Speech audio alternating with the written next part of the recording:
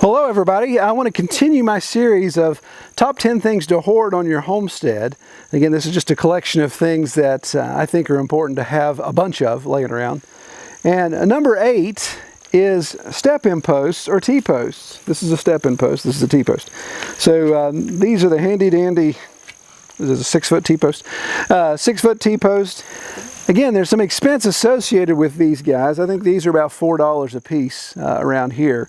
So if you're going to make a new pasture, a corral, or whatever, and you need 20 or 30 of these, you know, that adds up pretty quickly. So what I like to do is, with the T-post, with the step-in posts, when I'm at the feed store, or when I'm at a box store like a Tractor Supply or whatever, buying other stuff I need, I kind of look and say, okay, do I have an extra 10 bucks? Do I have an extra 12 bucks? I'm going to buy a couple T-posts, or I'm going to buy step-in posts. I think the step-in posts are just under $2.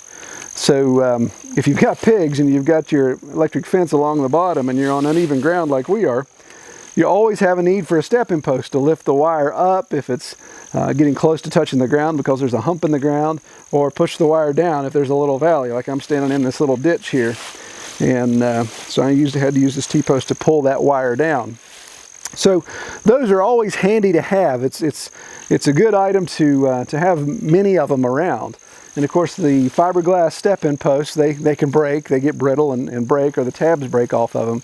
So it's nice to have a couple extra. I drive around in the side-by-side with 4 or 5 in there just in case I see a spot of the pig pasture as I'm driving around that's low, or something's broken and I need to fix it, then I can stick one of those in real easy. Being fiberglass, I can even stick it in without having to unplug the fence. So T-posts, step-in posts, really handy to have a lot of those laying around. And again, not even these guys. You've got these for $4, these for $2. But you know, there's even if you do electric fencing, there's even the rebar ones that just look like a piece of rebar that you can drive into the ground.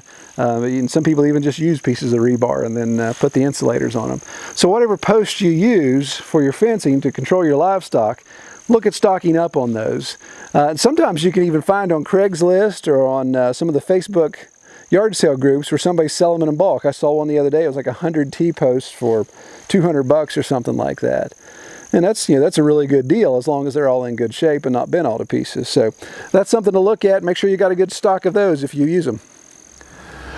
Just a quick side note, December 1 is rapidly approaching, and if you're not on our e-newsletter list, then you're not in a drawing for the StormTech jacket we're going to be giving away on December 1. So if you want to know more about that, wonder what in the world I'm talking about, just check out the link up here. Or is it here? It's one of these sides. Check out that link, watch that video, brief video to explain what we're doing. And that's going to be our grand finale prize for the year. So be sure to be entered for that. It's a nice jacket. I'm actually wearing a StormTech right now. That's one of my favorite lines. We're giving one of those away. So be sure to check that out.